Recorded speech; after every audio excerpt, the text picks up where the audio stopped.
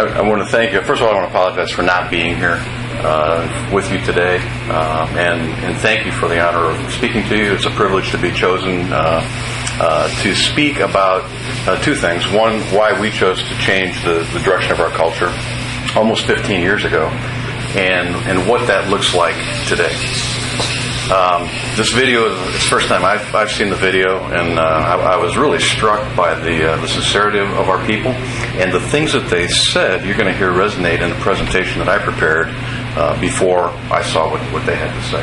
And that's really gratifying to me to see that our messages have been part of the process. People have taken them to heart, and they understand them, and they're able to live them out on a daily basis.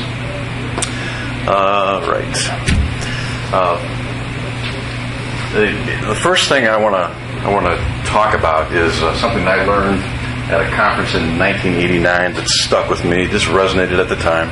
It was a Mark Twain quote that it's not what you don't know that hurts you, it's what you know that isn't true. Especially that last part.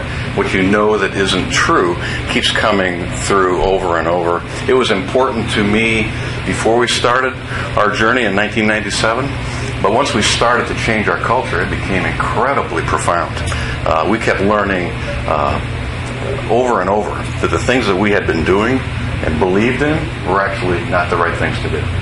And in some cases, that meant throwing out traditional business practices and substituting things that really made sense. And I say that having gone to business school, finishing up my last year, while I was working here, would go learn something, come back and apply it, learn something and apply it. And that was in the 80s, and in the late 90s, we started taking a lot of that stuff apart. And unfortunately, many of those things that we took apart are still taught in business school today. So, and I would also say that this is rather humbling, because I know that some of the things that I'm telling you today, that I believe today, are not going to be true in the future, whether I discover it or someone else does. And that's the world we live in this culture of continuous improvement. We've all gotten very comfortable with the fact that we don't all have the answers, but we'll work together to figure it out. All right. Why did we change? We were a respected employer, a respected vendor back in the late 90s. Our quality was acceptable. Our delivery was average. I would say it's about 85% on time back in that time period. We certainly weren't better than the industry. We were about average. Our customers respected us. We were profitable. We were very busy, so we were getting lots of work. And we could safely say we were as good as our competitors. Now, from a marketing perspective, that's a pretty lousy endorsement, but that's where we were. The reason we wanted to change is that at the top of the organization, it was a nightmare. We were operating in chaos. We were a very linear operation. Orders would come in, we'd process the orders, we'd give them a delivery date. Then they would go to design, where they would get a drawing. From there, they'd go to purchasing. Purchasing would try to buy material. If the material didn't meet the delivery date, they'd go back to the order entry people. They'd change the date, call the customer. Eventually, it would get to the shop where it would be scheduled, and hopefully things went as they should. But unfortunately, they didn't. Wrong material would be delivered. It wouldn't be the right length. Machines would break down. It was pretty much a nightmare. And we couldn't, as owners of the company, couldn't conceive as to how we were going to continue to grow. Adding more people and more machines just meant more chaos. And it was really quite by accident that we discovered this process. We were getting ready to move into this building and invited someone down to look at our operations. They were a manufacturing consultant. They came in, they looked, and started to ask some pretty simple questions. They seemed dumb at the time, and our answers were even dumber. But the short story is, what they promised was we could eliminate the chaos, reduce our costs, improve our quality. Those things seemed reasonable. But then he went on to say that we're going to reduce inventory, which to us was just the opposite of being able to serve our customers. We were going to build smaller lot sizes which meant it was going to be more expensive in our mind to build product, and we were going to stop forecasting. Not forecasting was really a tough one to swallow, because that's how we knew what to build.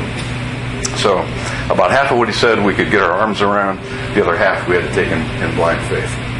And I suspect that that's about where you're at. There's a piece where people, they kind of get it, but there are other aspects that there's a lot of anxiety, confusion, angst, and uncertainty. And that's the world we were in 1997. I would also say that we were a command and control company, very top-down driven, more equivalent to a parent-child relationship, which I think is very traditional. The kind of the culture that we have evolved into is there's really no place to go learn that. It's not taught in business school. We don't learn it in our families. We certainly don't learn it in school. And in that old culture, we valued technical skill. If I was really good in purchasing or really good as a machine operator, I would protect that knowledge, because that was my value. In the way we operate today, protecting that value is exactly the opposite of what you want to do. We value people that will share their knowledge and help other people succeed and teach other people what they know. Our people were territorial. Again, we were very busy, so did purchasing things. Manufacturing had their responsibilities, and seldom did they talk in a cooperative way. And there was no way that they were going to go outside of their bounds to help other people. They were just too busy. And that top-down management style exacerbated that problem. We were very linear. As I explained how we would process work, we go from one group to the other, which is not a very efficient way to do work. And like I said, we were too busy to grow. So hang on to it's what you know that isn't true. That's going to come up over and over. This slide was very insightful for us. When we started down this path, we discovered that most businesses in the traditional fashion, this entire graph represents all of the human time spent in an organization. About 95% of it is spent in non-value activity. I had a hard time getting my arms around that, because out of the people that we employed, 2/3 of them were people making product. Something, how can that be? Well, this isn't about what happens when we put the part in the machine and close the doors. It's about what those people do while the machine is operating, and all of the other support systems in the company, what they do while that machine is operating. So the other way to talk about this is that about 5% of the time, people are spending time on valuable things that customers are willing to pay for.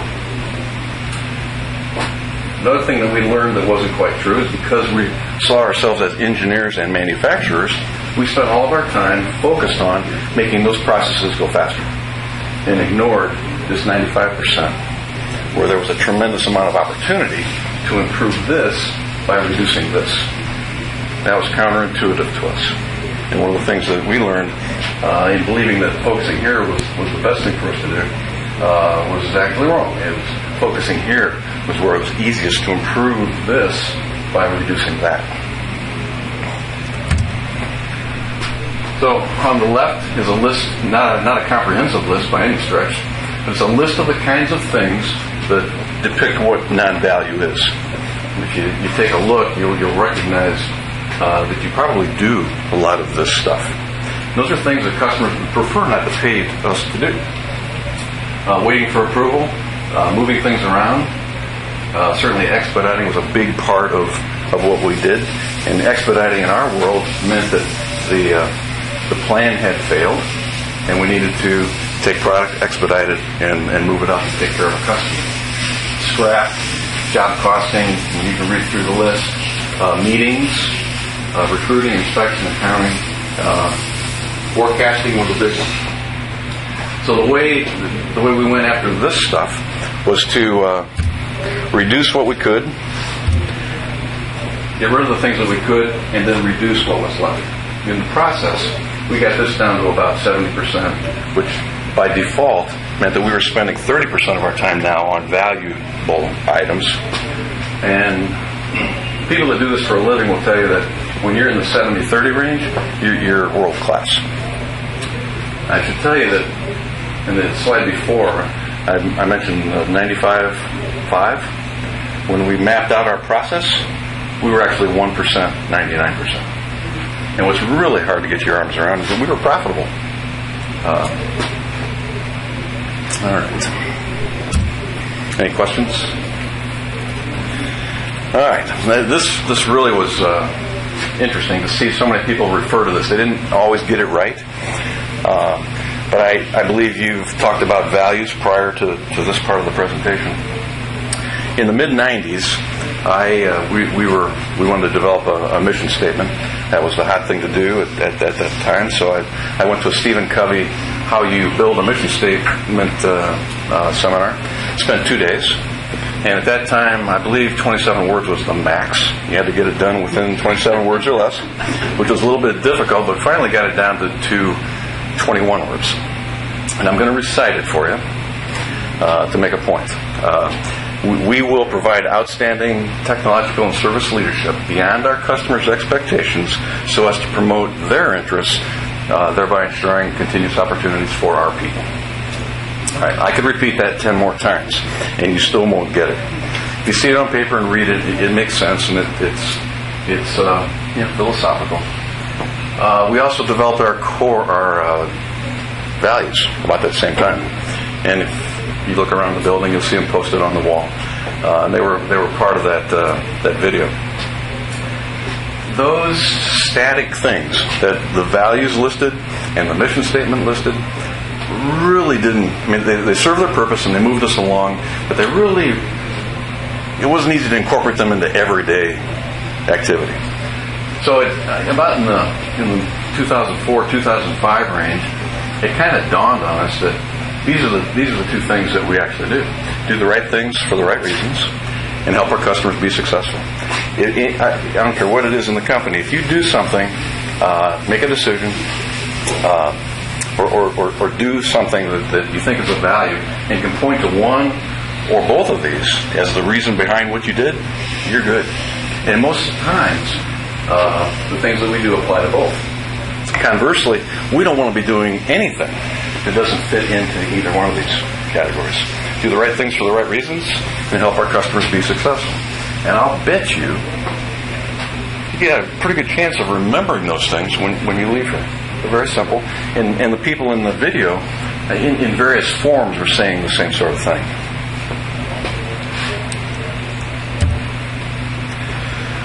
All right. As far as our culture goes, a number of people mentioned trust. I want to tell you a story about trust that really brings it home for me. We had been wanting to.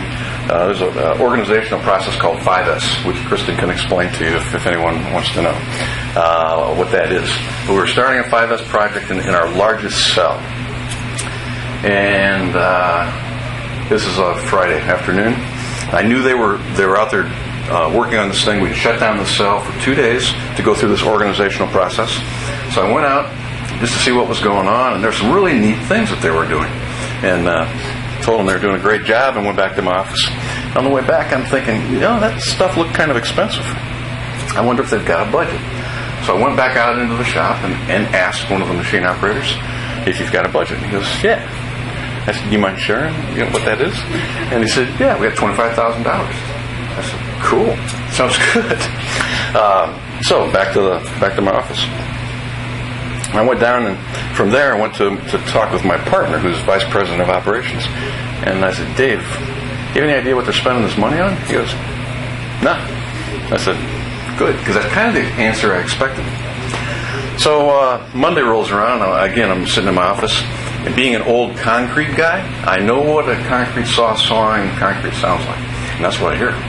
So I'm back out in the shop, and again, asked the machine operator what's going on. And he explained that we have these electrical lines and pneumatic lines laying across the floor with an OSHA-approved dam. It's bolted down. It's a pain in the neck. We can't get stuff over it, and we wanted pneumatic and power to a different part of that cell. The only way to get it there effectively was to saw this channel in the floor, bury it, and then refill that.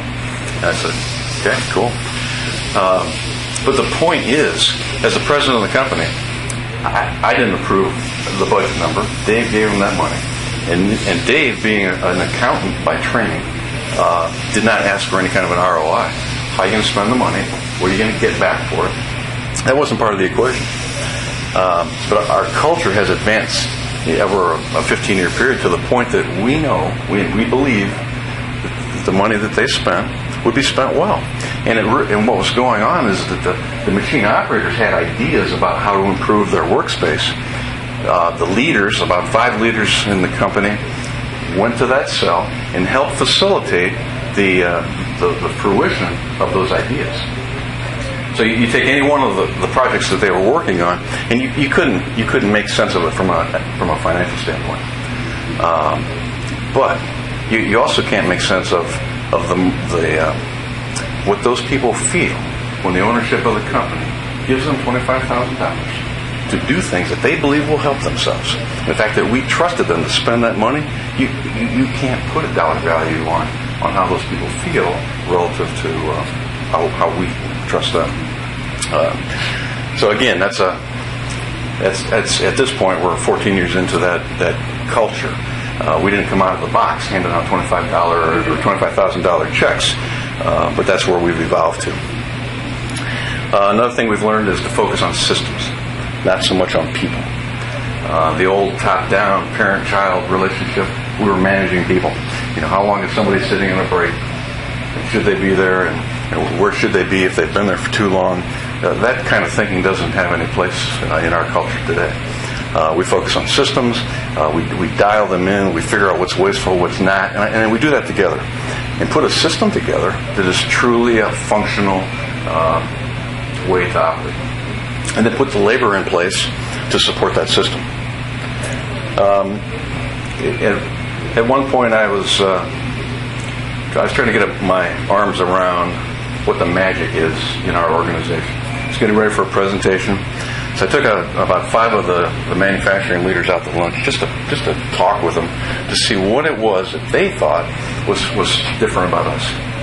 And this again was in preparation for the 5S project in Cell C. And we're talking, and they're telling me what they expected to have happen, and I know what the by the book method is to do the organizational process they're talking about. But there's an element of it that they want to do that doesn't belong in this 5S thing. So I asked, how do you deal with that? He goes, well, that's easy. We don't do anything by the book. We take the important things that apply to a particular project and we daemonize them. I said, daemonize? What? I would like to say that's a word I coined, but that's a term that our people use, which really brought home to me the fact that they own the process. They're not afraid to do things the way they think they need to be done. And that's a huge plus. Leaders wanted, that's not a semantical term. Walmart, hires associates. We have employees. We're all employees. I'm majority owner. I'm still an employee of the company. What we call people isn't important. But when it comes to how we operate, we want leaders. We want leaders at every level. And we want as many leaders in here as we can possibly get.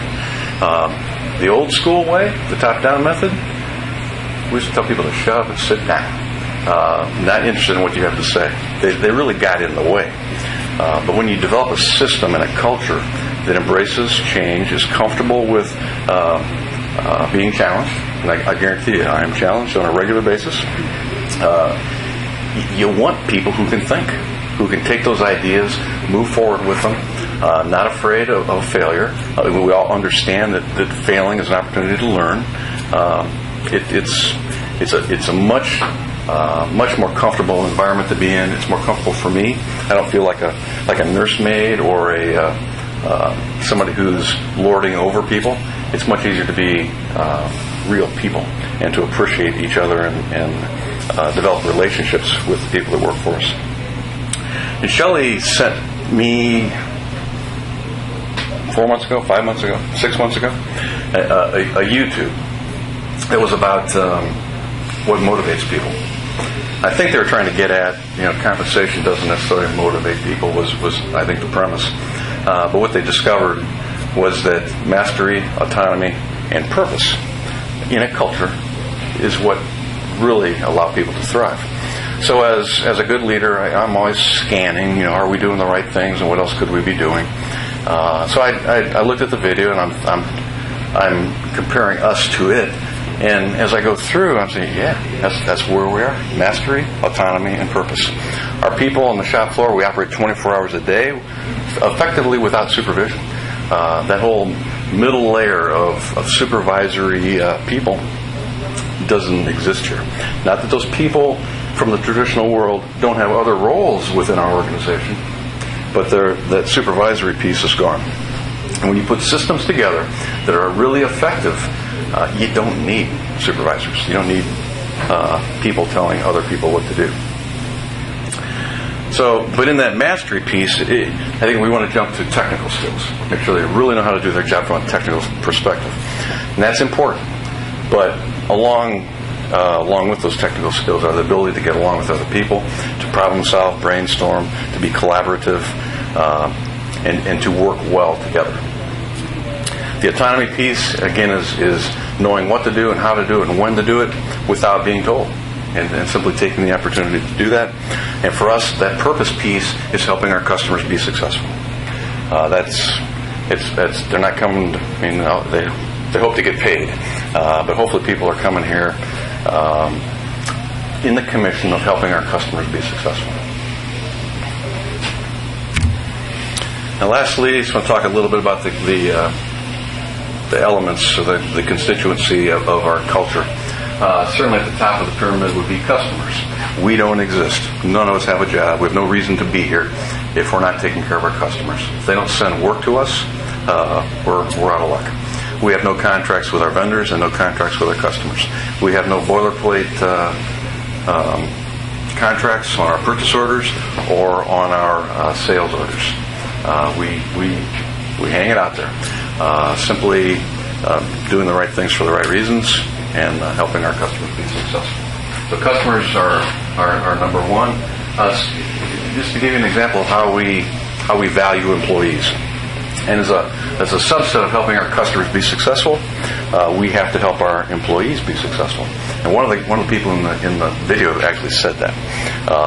And to give you an idea of how that works, this particular example fits into both doing the right things for the right reasons and helping our customers be successful. We recognize that nationwide, about 50% of the population struggles financially. White collar, blue collar, doesn't matter. We do not do a very good job of managing our money. We also knew that we had a problem because we had creditor calls coming in looking for various people trying to find money.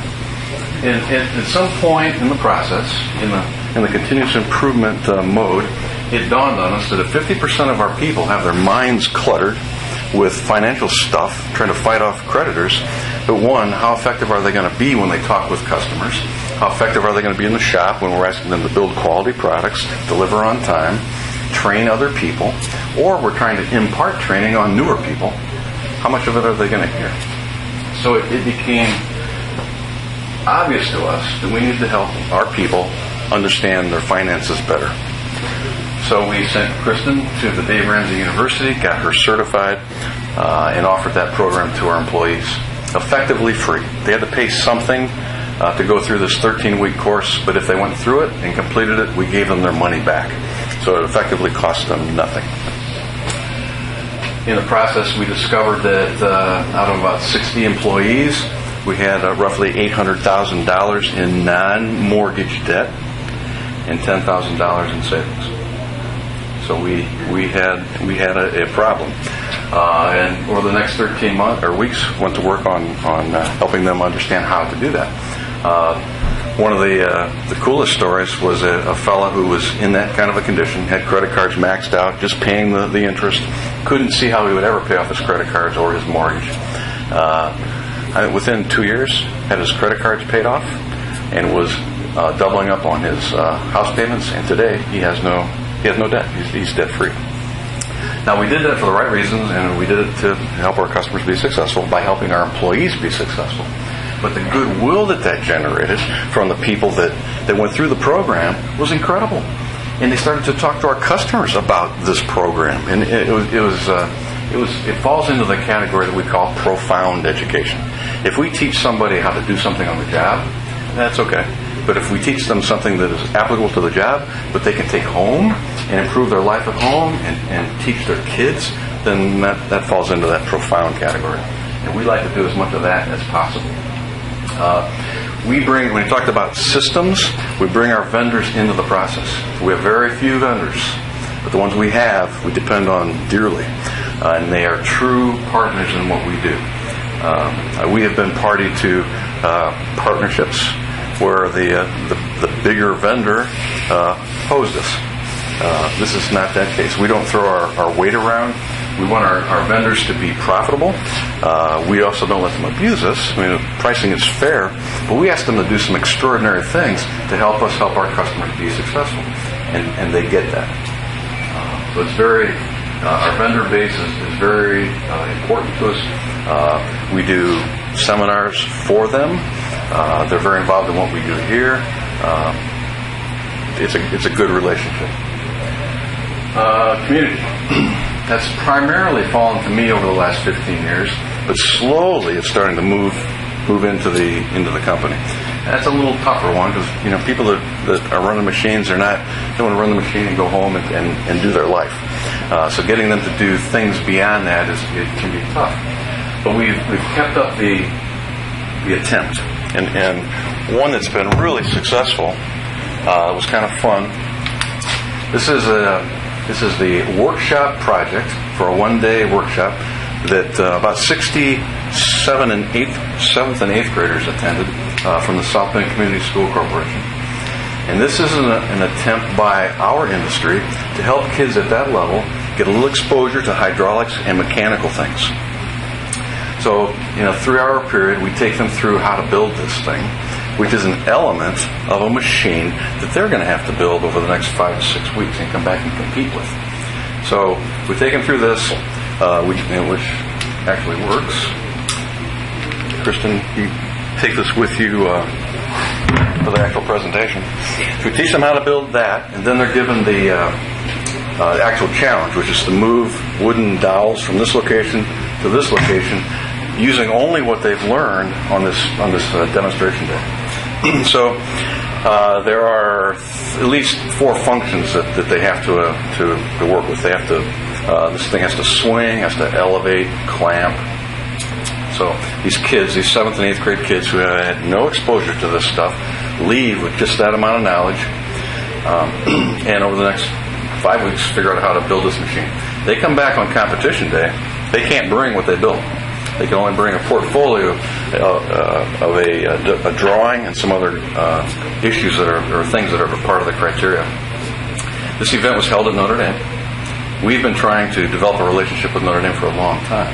But through this project, we actually were able to make contact with the engineering group. They got excited about it. They got their engineering students to come into the South Bend schools and mentor these kids and help them through that build process. About 8 of our people got involved as judges and people that work behind the scenes to make this happen. We involved other businesses that we know by trying to get them involved. We got their money. We weren't as successful in getting their bodies here, but it was just we were winning all over the place. And the people from our place who helped had a great day, both on the demonstration day and on the actual workshop day. And of course, they come back and they tell everybody what they did that day. So it's a good deal. But involving our people in the community, I think, is really important. We sell hydraulic valve manifolds. It's not a household word. We're not going to sell more of those because we did that thing in Notre Dame. But it does build goodwill. We certainly want to hire people who think like we do. So the more of that kinds of things the more of those things that we can do beyond me, it is a good thing. I don't think we need to go into the other 2 things unless you have a question about those. Okay. That's pretty much the presentation as I wanted to give it. I applaud the fact that Midwestern Energy is attempting this. We do presentations here and have for the last at least 10 years. I'll do a little presentation, take people on the shop floor, they come back and ask questions, and to a person, they're blown away. Awesome. Cool stuff. And when I ask, so when are you going to start? I don't think it's really for us. Yeah, and so I can count on 5 hands of the hundreds of companies that have gone through here. One hand, the people that have actually taken the step. And they don't take the step because out of fear. The leaders are afraid of being exposed for not knowing. In 1997, I was the number 2 guy, and I'm supposed to have all the answers. And being able to go through this and accept the fact that we really don't is a big step for a lot of people. Plus, you have the risk. The devil I know is a whole lot better than the one I might be stirring up. So it takes a lot of courage from the leadership to move in this direction. And I suspect there's a lot of anxiety amongst the workforce. As I mentioned that there's a level of people that aren't doing the jobs that they did in the traditional world. And there are times when companies will bring in their whole team, and we'll go through what our